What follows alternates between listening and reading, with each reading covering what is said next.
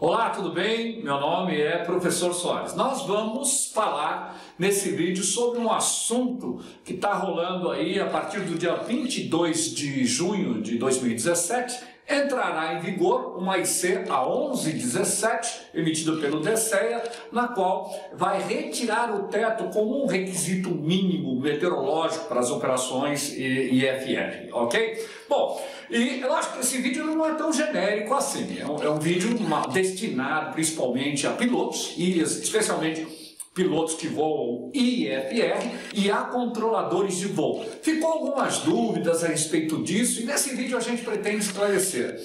Por exemplo, isso se aplica à retirada de teto com o mínimo meteorológico, se aplica ao voo VFR? Outra questão. Tirar, eu já ouvi isso, alguns estão falando, poxa, tirar o teto ou excluir o teto como mínimo meteorológico, isso pode ser muito perigoso e tal, etc. Será que isso é verdade? Mas isso é uma invenção, alguns dizem. Para que fazer isso? O DSEA está inventando coisa. Bom, isso vai ficar muito claro no nosso vídeo aqui, ok? Então vamos lá. A primeira questão, e muito importante, é que na verdade, não é invenção do DSEA. O DSEA apenas está se adequando à realidade do ATM global, certo? Que é o Air Traffic Manager. Que é o seguinte, já em 1979, só para vocês terem uma ideia, em 1979 houve uma mudança no documento 8168, que é o PANSOPS, que trata justamente da elaboração dos procedimentos IFR. Lá em 1979, a ICAO já tinha feito um estudo e tal, mostrando que teto não fazia muita diferença para efeito de mínimos meteorológicos. E, então, já naquela época, já era recomendado não usar teto. De certa forma, o DSEA está até um pouquinho atrasado, né? Eu sempre disse nas minhas aulas, falando a pilotos IFR, que teto não tinha muito sentido, e realmente não tem, né, para mínimos meteorológicos e IFR. E finalmente, então, essa IC, que vai entrar em dia 22 agora, de junho, ela retira o teto como um requisito operacional. Quais são os problemas? Quais são os problemas dessa questão do teto? Por que o teto foi retirado? Porque naquele estudo, lá em 1979, a ICAO já falava sobre isso. A questão é que, primeiro, o teto é a base da nuvem, correto? E onde é tirado o teto? Não é aonde a aeronave, vamos imaginar, por exemplo, a aproximação IFR. Então a aeronave vem aproximando. O teto não é tirado lá na aproximação final, é no aeródromo. E outra coisa, a base da nuvem, ela é irregular. Então essa questão de teto, o teto é tal em Congonhas, depende, a nuvem, por exemplo, o estrato, né? Muito comum o estrato. O estrato ele tem alturas diferentes, então não é assim uma coisa tão importante. E outra coisa, vale a pena lembrar, eu sempre falo aos meus alunos IFR, de piloto de linha aérea, o mais importante na questão da aproximação IFR é a visibilidade. Quer dizer, o piloto está na final, ele vem aproximando, ele avistou muito bem, prossegue para a aproximação. E a gente sabe, avistar a pista ou avistar as luzes, depende do procedimento, mas o fato é, ele avistou, é isso que é a coisa mais importante, e a visibilidade é usada no mundo inteiro, né, como um principal requisito para a operação IFR. Teto, já há muitos anos, nos Estados Unidos, na Europa, os principais países não usam teto. Então o DSEA, na verdade, está se adequando a essa tendência mundial, a esses princípios e técnicas que são usadas internacionalmente.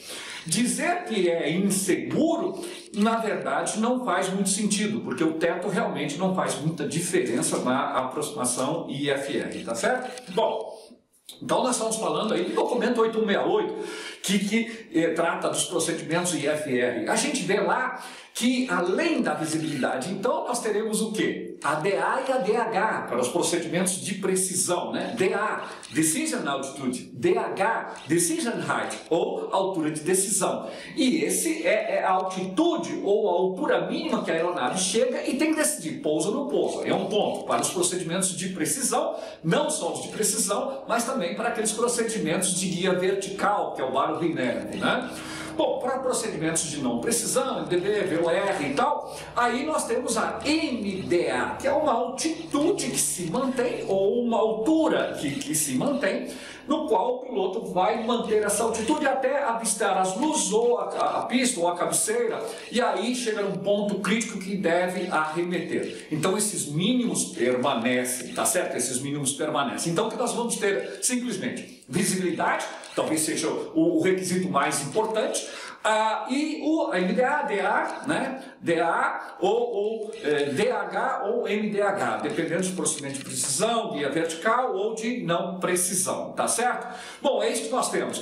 Lembrando que o OCH, né, nos procedimentos IFR, quem já viu os novos layouts, o OCH, o Obstacle Clearance Height, continua nas aproximações, ou seja, um piloto esteja num procedimento de precisão, não precisão, e tem o OCH. O que é o OCH? Aquela altura que livra ele de obstáculos, tá certo? Bom, o teto ainda continuará aparecendo, né? Até o final do ano o DCEA promete que vai ajeitar a legislação da ICA 100-37, enfim, a IP, etc., mas ele continua aparecendo a partir de janeiro de 2018. Ele finalmente desaparece das publicações e tal. Quer dizer, desaparece. O teto vai ser uma referência importante, mas não como requisito obrigatório que vai determinar a operação IFR ou não, né? É bom lembrar que não existe aquela questão de fechamento do para pouso, né? O aeródromo não fecha para pouso, então o teto deixa de ser. Evidentemente, isso proporcionará, e isso vai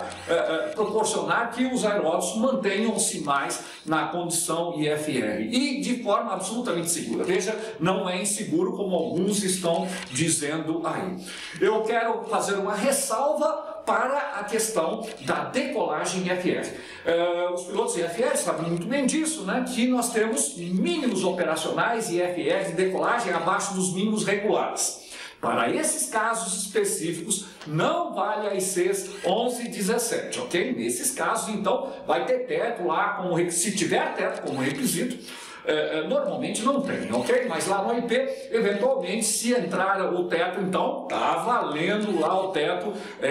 Essa IC não se aplica, então, aos mínimos IFR de decolagem abaixo dos regulares. E é lógico, para o voo visual, pelo amor de Deus, né? O voo visual não muda nada, a IC não fala nada disso, isso só vale para as aproximações IFR e decolagens IFR, ok? Bom, espero que você tenha gostado do vídeo, dê o seu like aí, se inscreva no nosso canal, sempre quando pintar aí alguma novidade, nós estaremos aqui para um próximo vídeo, ok? Grande abraço, até lá!